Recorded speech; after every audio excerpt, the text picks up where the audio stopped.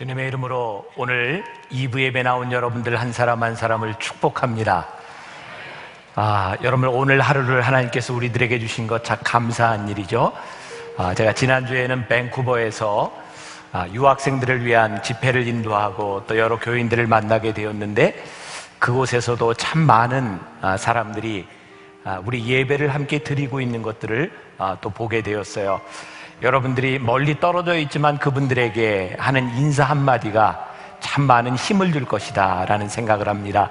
우리 한번 서로에게 주님의 이름으로 축복합니다. 우리 두 손을 들어 한번 인사할 텐데, 특별히 우리 잠옷실에 있는 엄마 아빠 위에 또 유리로도 보이지 않는 곳에서 예배드리고 있는 우리 엄마 아빠들이 있는데, 제가 늘 예언하죠. 아이들은 큽니다. 이제 크면 이 안으로 또 들어올 수 있고요. 제가 또 예언을 하나 해야 될 것 같아요. 요즘은 전부 예언을 남발하다 보니까 별로 흥미가 없어졌지만, 제가 분명히 이야기하는 것, 가을은 옵니다. 더운 여름철 여러분들 잘 견디세요. 우리 한번 두 손을 들어 주님의 이름으로 축복합니다 인사합시다.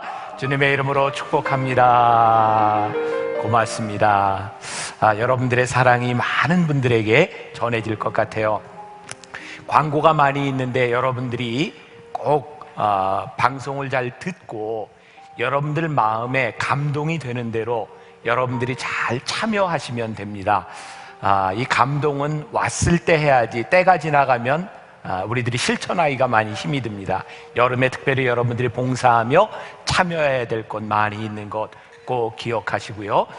무엇보다도 리얼 크리스찬 이 시리즈를 통해서 정말 좋은 목사님들이 많이 오셨고, 오늘 마지막 시간입니다.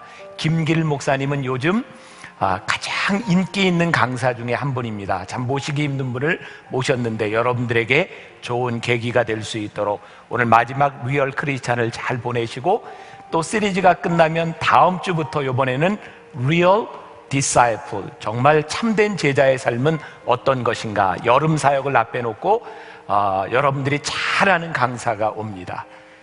아시죠?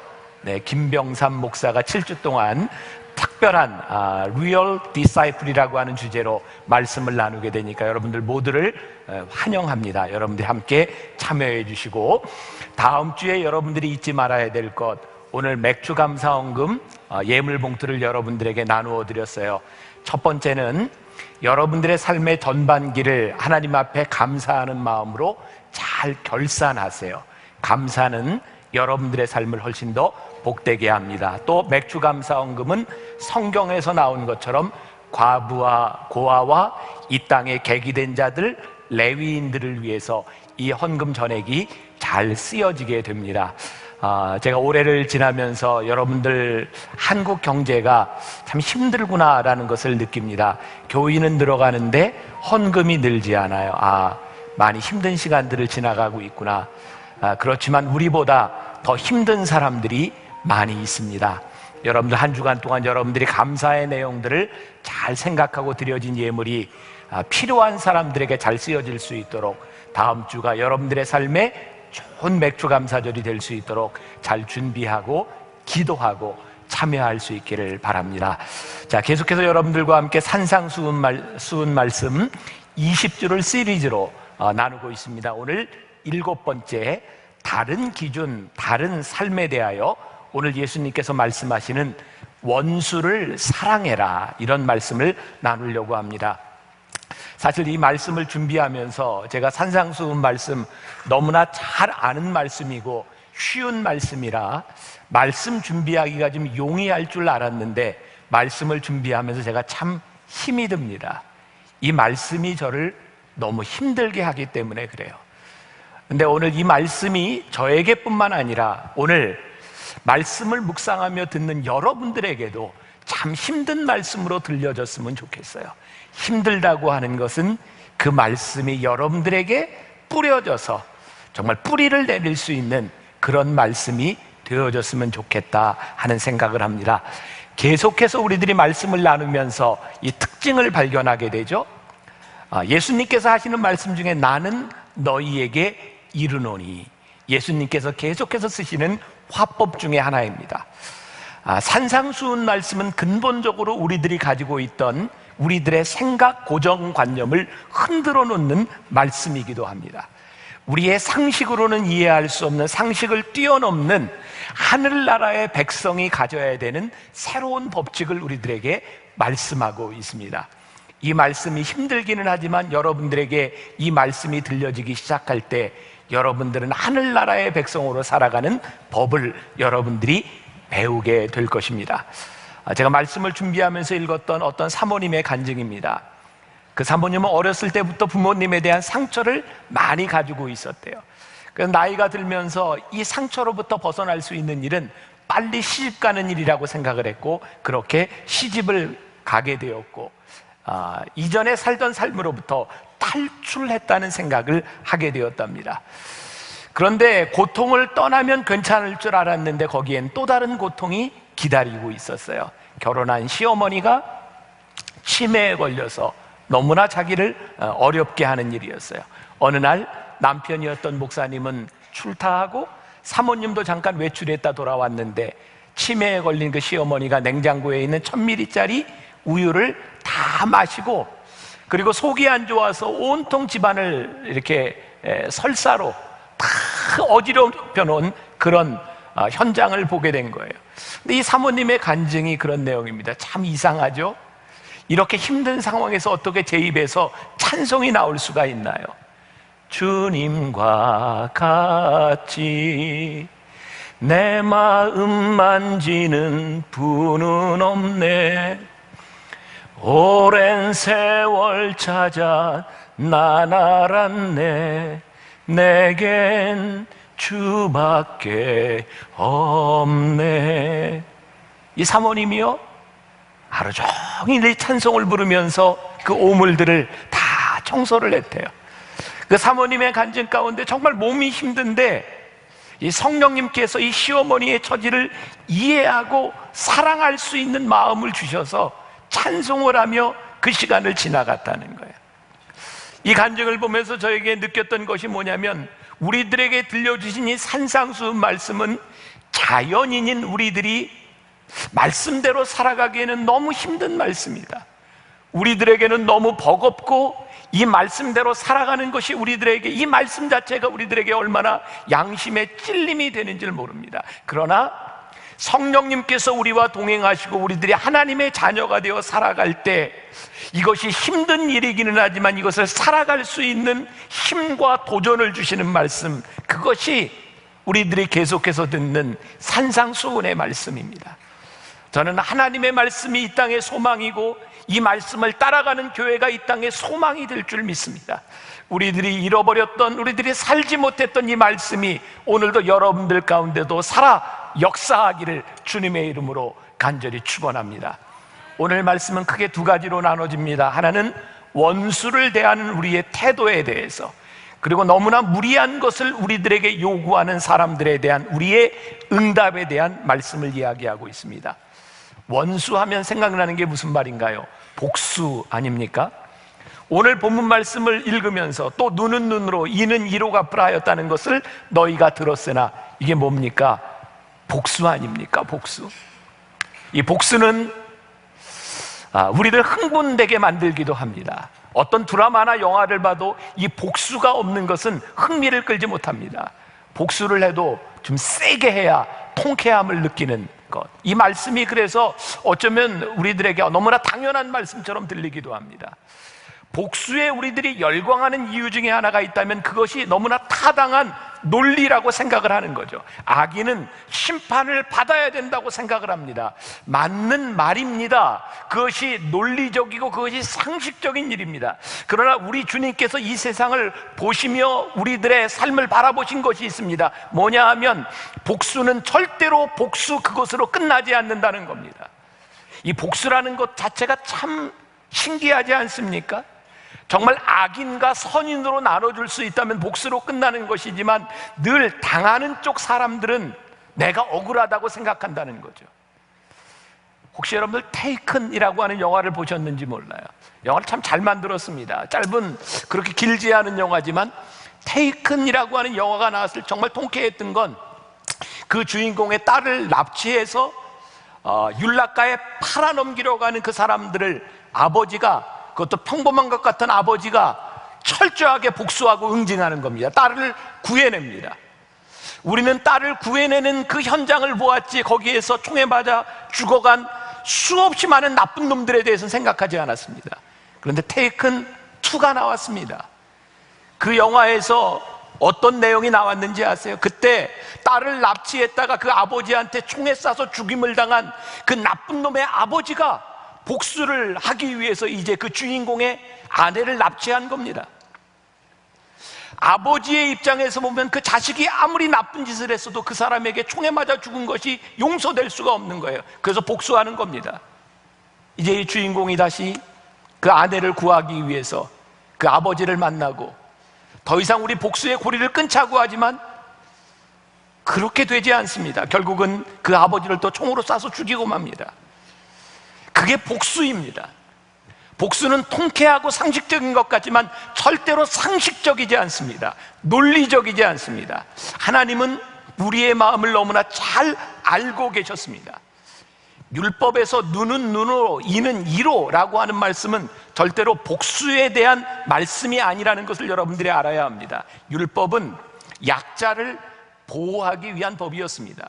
눈은 눈으로, 이는 이로라고 하는 것은 너희들이 누구에게 해를 당했을 때 그것 이상으로 하지 말라는 겁니다. 그것도 내가 하라는 것이 아니라 재판관을 통해서 약한 사람을 보호하되 그만큼만 하도록, 약자를 보호하기 위해서 눈은 눈으로, 이는 이로, 그것도 재판관을 통해서 그것을 갚으라고 하는, 정당하게 보상하라고 하는 법이었습니다.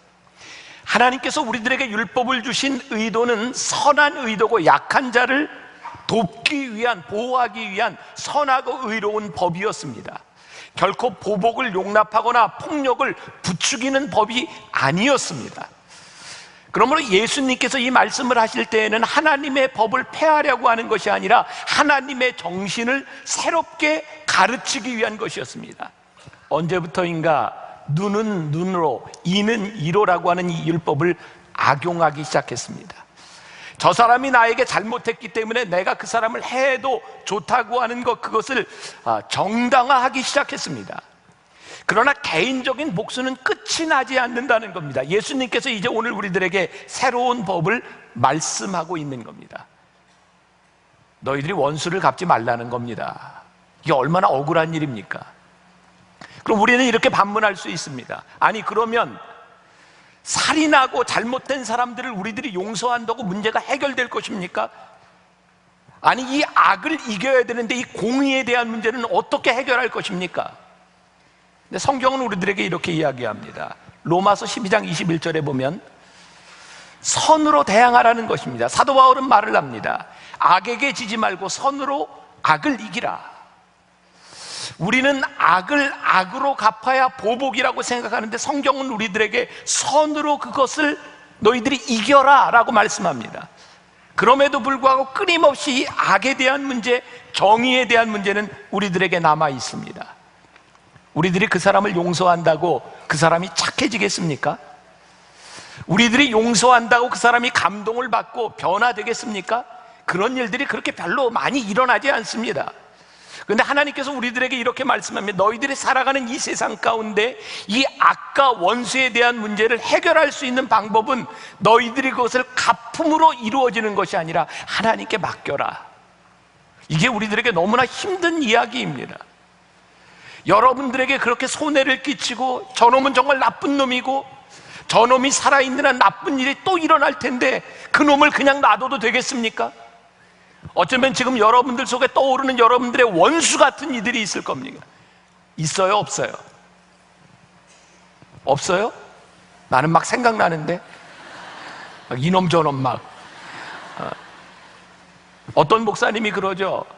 그 목사님은 건강을 유지하는 비결이 볼링을 하는 일이랍니다. 핀 10개에다가 얼굴을 다 이렇게 놓고 확 굴리면 다다다다다닥 넘어질 때 정말 우리가 우리의 원수들을 용서할 수 있을 만큼 우리들이 이렇게 마음이 넓은 사람들입니까? 아니요, 용서한다고 해도 그렇게 선한 일들이, 정의가 이 땅 위에서 실현되지 않는 곳에서 살고 있습니다. 근데 성경이 우리들에게 이야기합니다. 원수를 갚는 것, 그건 하나님의 일이다. 하나님, 저 못 견디겠습니다. 제가 이거 어떻게 참으라는 말입니까? 근데 성경은 우리들에게 이야기합니다. 그거 하나님의 일이다. 하나님, 저로 하여금 이 땅 위에 살아가면서 벨도 없는 사람으로 그렇게 살아가라는 겁니까? 성경은 우리들에게 그렇게 이야기합니다. 그래, 벨도 없이 간도 쓸개도 없이 그렇게 살아라. 정말 너무나 어려운 일을 이 산상수훈이 우리들에게 말씀하고 있는 겁니다. 오늘 여러분들의 주보에 소개된 책이 하나 있습니다. 울고 있는 사람과 함께 울고 있어 행복하다. 좋은 책입니다. 저자가 저에게 보내줘서 제가 읽게 되었는데 정말 좋은 글들입니다. 여러분들이 한번 읽어보셨으면 좋죠. 그 책에 보면 그런 이야기가 나옵니다. 이 사모님에게, 어떤 목사님 사모님이 쭉 글을 쓴 거예요. 사모가 되기 전, 그러니까 남편이 목회자가 되기 전 그 남편은 사업을 하고 있는 사람이었습니다. 잘 사업이 되고 있던 때 그 거래하던 대리점 사장이 부도를 냈습니다. 그것 때문에 20여 년 전 3억이라고 하는 그 돈 때문에 사업은 망하게 되었고 수습하지 못하고 어려움 가운데 처하게 됩니다. 그런데 그 일로 인하여 남편이 하나님을 알게 되었습니다. 그 사모님은 책에서 이런 기도를 쓰고 있습니다. 주님은 머리 둘 곳도 없으셨는데 저는 따뜻한 집이 있어요. 저에게는 아직 너무 많아요. 주님이 분을 품고 잠들지 말라고 하셨는데 저는 매일 밤 분을 품었어요. 속옷을 달라는 자에게 겉옷을 벗어주라 하셨는데 저는 그에게 빼앗긴 것 때문에 어떻게 다시 빼앗아오나 매일 궁리했어요. 매 시간 그를 저주하고 미워했어요. 그러나 이젠 됐어요. 남편을 예수 믿게 해준 것으로 저는 더 이상 바랄 것이 없어요. 그 고백을 한 이튿날 그 매장에 3억의 부도를 냈는 그 사장이 와서 이야기를 하더랍니다. 나를 그냥 고소해서 교도소에 보내주세요. 나도 너무 힘들어서 못 살겠어요. 그때 사모님이 이렇게 말을 합니다. 3억의 부도수표에서 자유하세요. 당신은 우리에게 빚이 없습니다. 이 돈이 당신의 빚이었다고 생각되거든 나중에 당신의 도움이 필요한 사람에게 그것을 갚으세요. 그리고 보는 앞에서 부도난 수표 어음을 찢어버렸습니다. 그리고 그날 이 사모님이 이렇게 고백합니다. 그때까지 나는 몰랐습니다.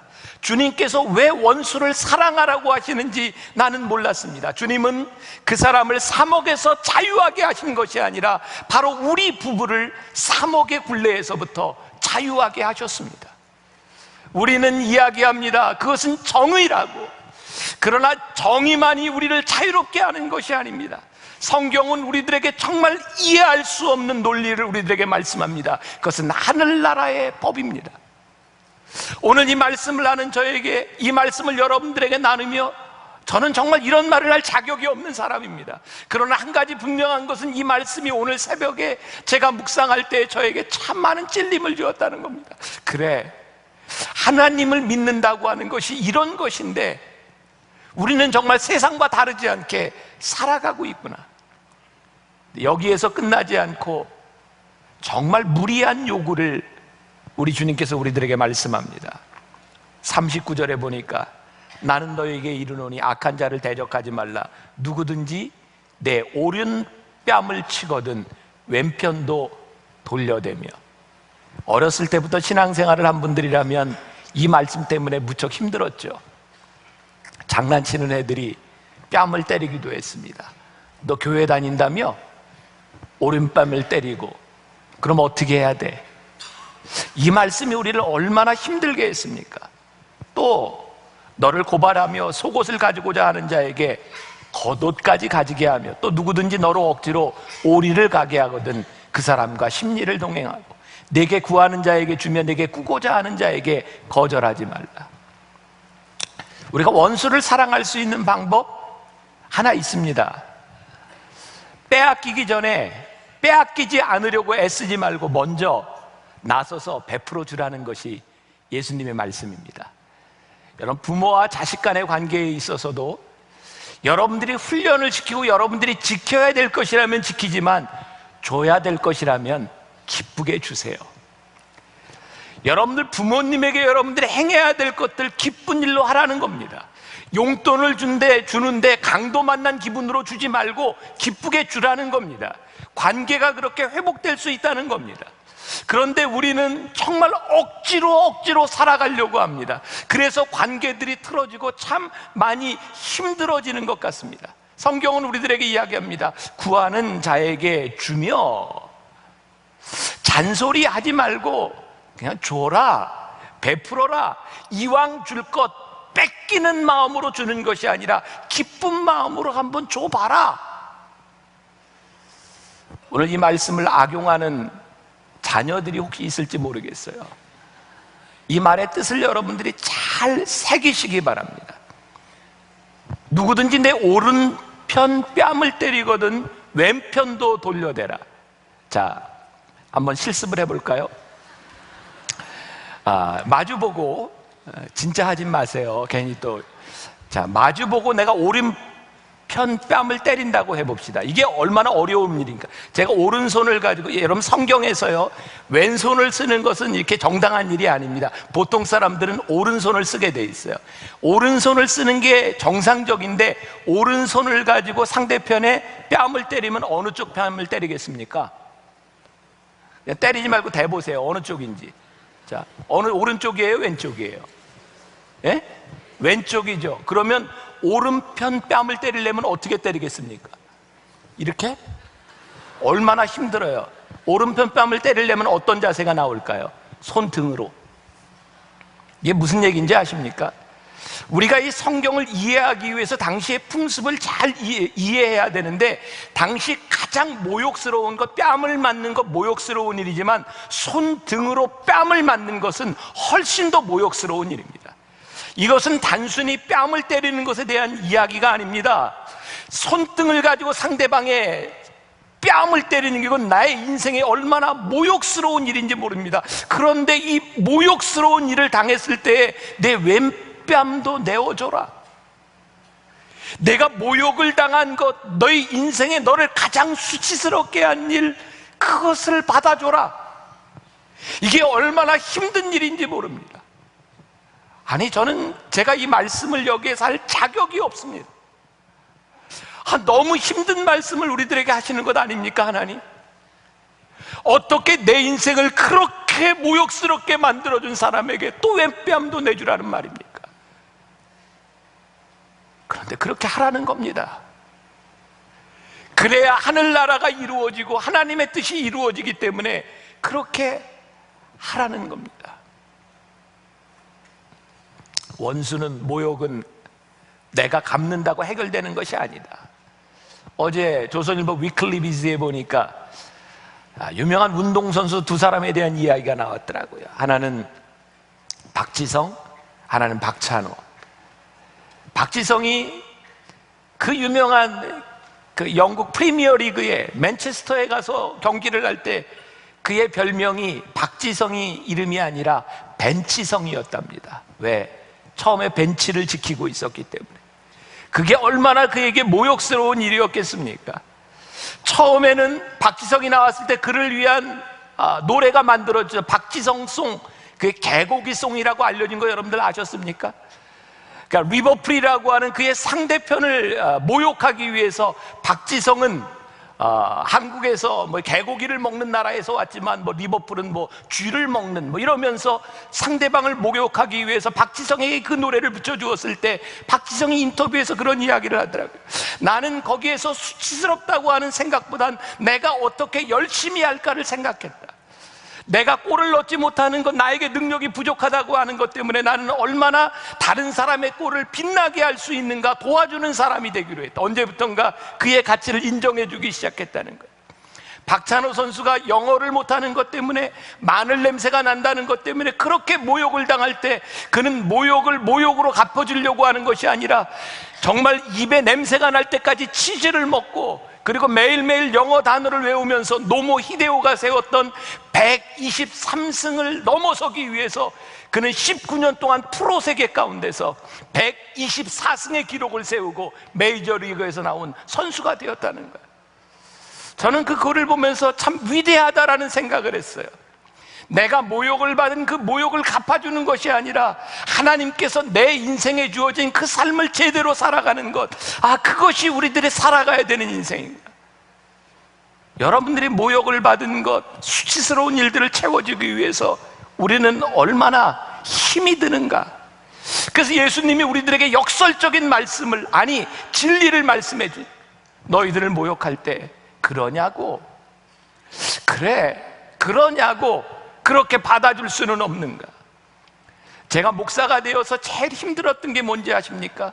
모욕이었습니다. 제가 목사가 되어서 제일 힘든 것이 누가 나를 오해하는 것이었습니다. 저도 그것 때문에 힘들었던 사람입니다. 그런데 오늘 말씀을 보니까 하나님께서 제 앞으로 살아갈 삶에 대해서 지표를 주시는 것 같아요. 그러냐고. 그게 너무 힘들고 억울해서 눈물이 날 때 그러냐고 그렇게 넘어가 보라고 우리 주님께서 우리들에게 주시는 새로운 삶의 원칙입니다. 또 오늘 말씀에 너를 고발하여 속옷을 가지고자 하는 자에게 겉옷까지 가지게 하라. 이것도 우리들이 당시의 상황을 좀 이해해야 될 수 있는 겁니다. 당시의 사람들은 누구나 속옷을 입고 있었습니다. 그러나 겉옷을 가지지 않은 사람이 있었어요. 겉옷은 대개 한 2m 정도의 폭에 1m 정도의 길이를 가지고 있는, 제가 요번에 이스라엘에 가서 그 광야를 지나면서 정말 깨닫게 된 것이요, 정말 가보지 않으면 이 말씀이 실감나지 않는다는 것이에요. 밤에 얼마나 추운지 몰라요. 낮에 얼마나 더운지요. 낮에는 이 겉옷이 없어도 살아가지만 밤에 겉옷이 없으면 얼어 죽을 수 있는 곳입니다. 그래서 출애굽기에서는 이렇게 법으로 이야기하죠. 내가 만일 이웃의 옷을 전당 잡거든 해가 지기 전에 그것을 돌려주어라. 그것이 유일한 옷이라. 그것이 그의 알몸을 가릴 옷인지 그가 무엇을 입고 자겠느냐. 그가 내게 부르짖으면 내가 들으니 나는 자비로운 자임이니라. 당시에 겉옷을 저당 잡는 것조차도 하나님이 허락하시지 않았어요. 왜? 그게 없으면 죽을지도 모르니까. 그런데 오늘 예수님이 뭐라고 말씀하세요? 누가 속옷을 달라고 하면 겉옷까지 벗어주어라. 내가 가지고 있는 권리 그거 포기하고 그 사람에게 주어라. 무슨 말이 떠오르나요? 바보같이. 우리도 그렇게 살라는 겁니다. 바보같이. 우리가 영화를 보면서, 드라마를 보면서 참 감동스러운 말 중에 하나가 그런 말이죠. 늘상 나오는 말인 것 같아요. 너만 나를 믿어준다면 난 다른 사람이 뭐라고 해도 상관없어. 너만 나를 믿어준다면. 어느 날 우리들에게 찾아오는 것이 있어요. 하나님이 나를 믿고 계세요. 내가 하나님을 믿는 거 말고요, 하나님이 나를 믿어주세요.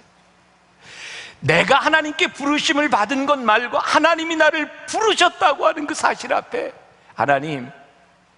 하나님만 저를 믿어주시고 제가 하나님 앞에서 의롭게 살아갈 수 있다면 괜찮아요. 하나님의 사랑 가운데서 누가 너에게 속옷을 달라 하면 겉옷까지 벗어주어라. 이게 보통 말씀이 아니구나. 또 누구든지 너로 억지로 오리를 가게 하면 그 사람과 십리를 동행해라. 이 말씀 역시 당시 상황 가운데서 이해가 가능합니다. 예수님이 십자가를 지실 때 골고다에 구레네 사람 시몬이 재수 없이 걸렸습니다. 십자가를 지라고 합니다. 그러니까 십자가를 집니다. 당시에는 이스라엘이 로마의 속국으로 있었기 때문에 그런 일들이 비일비재하게 일어났습니다. 누가 억지로 시키지만 억지로 그 노역을 감당했을 때 보상이 없습니다. 이게 얼마나 억울한 일이겠습니까? 근데 예수님께서 하시는 말씀이 누가 너에게 오리를 가자 하면 십리를 가주어라.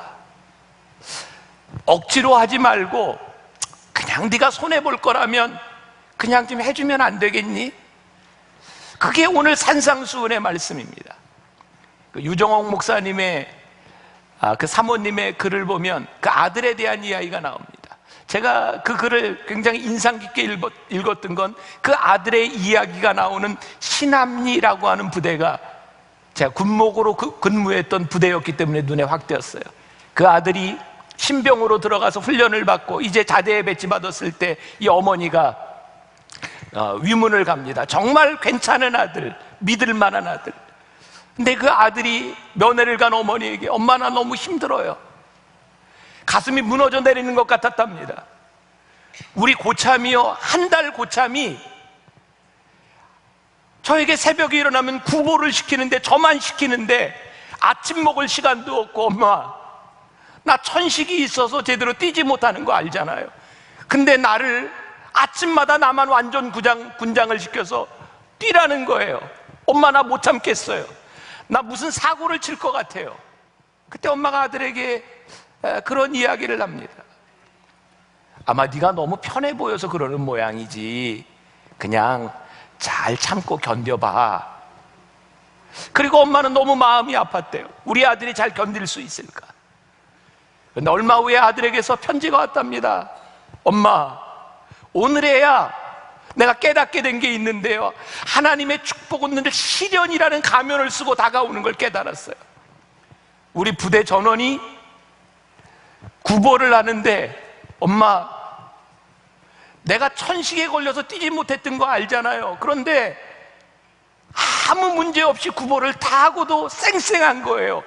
그 고참이 나에게 아침마다 뛰라고 시키지 않았다면 내가 이렇게 뛸 수 없었을 거예요. 그래서 고참한테 찾아가서 격려를 하면서 감사합니다 그랬더니 고참이 왜 그러는지, 너 아침마다 뛰지 마, 이제 그만 뛰어 그러더래요.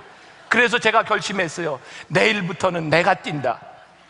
그리고 엄마 제 소리가 들리세요? 할렐루야. 그 소리가 들리세요?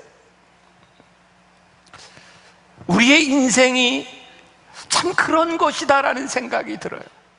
그래, 내가 억울한 것 같지만, 내가 억울하게 당하는 것 같지만 하나님께서 그 일을 통하여 그 시련과 아픔과 나를 연단하는 것을 통해서 시련의 가면을 쓰고 축복이 나에게 다가오고 있구나.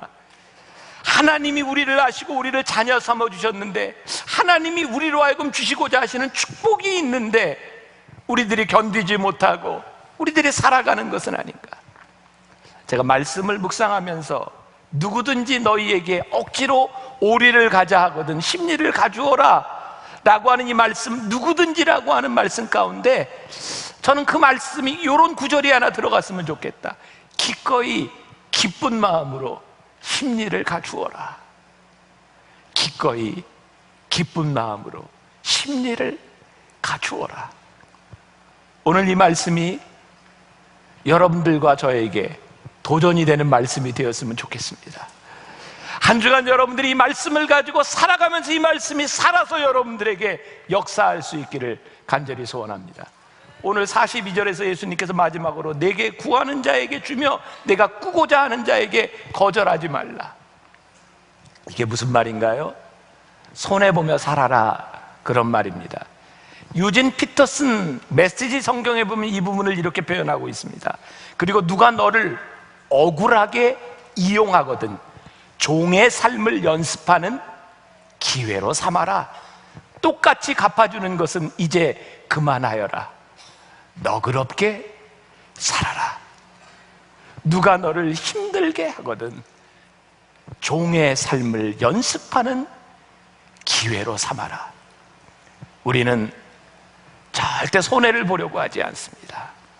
제가 몇 주 전에 여러분들에게 소개해 준 책이 있죠. 아이디어는 엉덩이에서 나온다. 권석 PD가 쓴 책. 거기에 재밌는 이야기가 나와요.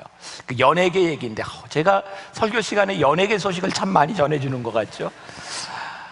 연말이 되면 이렇게 늘 시상식이 있습니다. 그런데 연예인들이요, 대개가 상을 받지 않는 사람들은 안 온답니다. 그 모여있는 연예인들이 대개 다 언지를 받는답니다. 뭐 너 상 받습니다 뭐 이런 얘기는 안 하지만 좋은 일이 있을 겁니다 뭐 이런 얘기를 들으면 참석을 한다는 거예요. 근데 유명한 연예인이 연기 대상을 놓고 그 사람이 참석을 해야 되는데 참석을 하지 않는다는 겁니다. 전화를 한다는 거예요. 나 지금 방송국 주변에 있습니다. 내가 상을 받을지 안 받을지 정확하게 얘기해 주십시오. 그랬더니 작가가 좋은 일이 있을 겁니다. 네, 알겠다고. 근데 들어오는데 시간이 되는데 안 오는 겁니다. 다시 전화를 했더니 나 주차장에 있다고. 그런데 나하고 경쟁 상대인 그 사람이 들어가는 걸 봤는데 진짜 내가 상 받는 게 맞냐고. 좋은 일 있을 겁니다. 들어왔대요. 그래서 그날 벌어진 일이 공동 대상이었답니다. 근데 저는요, 그 글을 보면서 그런 생각했어요. 저를 생각했고 우리들을 생각했어요. 우리는 왜 누구의 영광과 누구의 좋은 일에 기꺼이 참여해 주지 못하는가? 누구를 위해서 내가 엑스트라가 된다고 하는 기쁨을 왜 우리들이 누리지 못하는가? 그 김기덕 감독이 칸 영화제에서 상을 받고 그가 평생 잊을 수 없는 일을 이야기합니다. 그때 같이 수상에 올라갔던 그 감독 중에 하나가 임권택 감독이었답니다. 자기는 상 받는다는 언지를 받았고 임권택 감독은 언지를 못 받았는데 글쎄 수상하는 날 임권택 감독이 양복을 입고 그 자리에 왔더라는 거예요. 그리고 자기를 감동시켰던 일은 저렇게 훌륭한 선배 감독이 나를 축하하기 위해서 이 자리에 나와 있다고 하는 것, 그것이 그의 인생을 바꿔줬다는 겁니다. 저는 오늘 여러분들에게 도전합니다. 여러분들이 참 살기 힘든 일, 여러분들이 실천하기 힘든 일, 예수님 제가 정말 이렇게 할 수 있습니까? 하는 일들 가운데 여러분들이 그 일을 행할 때 누군가의 인생을 바꿔놓을 수 있다는 거예요. 누군가의 삶을 바꿔놓을 수 있는 일이 일어날 수 있다는 거예요. 우리가 하나님을 믿는다고 하는 게 뭡니까? 내가 하고 싶은 일, 내가 원하는 일, 내가 할 수 있는 일을 하는 것이 아니라 하나님 때문에 내 삶에서 일어나는 일, 그것이 하나님을 믿는 사람들의 모습입니다. 사랑하는 여러분, 우리 산상수훈 말씀을 우리들이 쭉 듣고 있어요. 제가 여러분들에게 도전하고 싶은 것은 말씀을 듣는 것으로 끝나는 것이 아니라 말씀을 살아가라는 겁니다. 오늘 여러분들에게서 이 말씀을 듣고 여러분들이 한 주일을 살아가다 너무 힘들고 억울해서 눈물을 흘려보세요. 하나님, 저 너무 힘들어요. 말씀대로 살아가는 게 저에게 너무 버거운 일입니다. 그러나 하나님께서 여러분들의 그 버거움을 통해서 하나님께서 역사하실 겁니다. 하나님은 살아계시고 역사하시는 분이고, 하나님은, 하나님의 말씀은 살아 운동력이 있어서 심령 골수를 쪼개는 능력이 있는 말씀임을 우리들이 믿기에 이번 한 주간 여러분들에게 말씀의 실천이 있기를 간절히 주님의 이름으로 축복합니다.